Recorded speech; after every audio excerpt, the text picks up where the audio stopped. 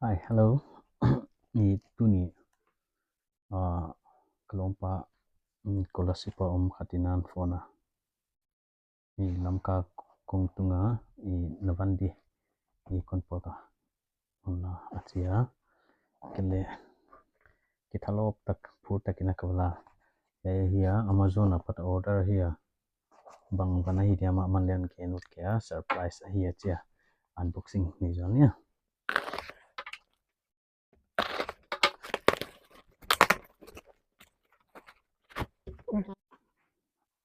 adik diama aboma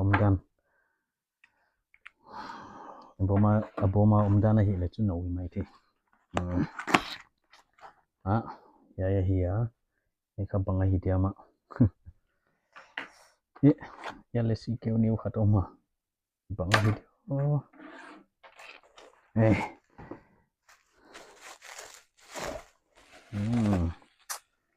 nổi rồi nụ anh lẽ wow sing pidon na di Lawmpan hang pua ka hingi dia eka si ma eka si keu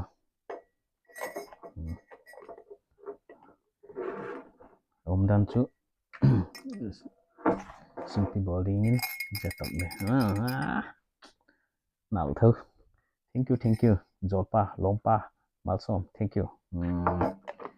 kỳ khá bang mama mi te deihsakna tang ma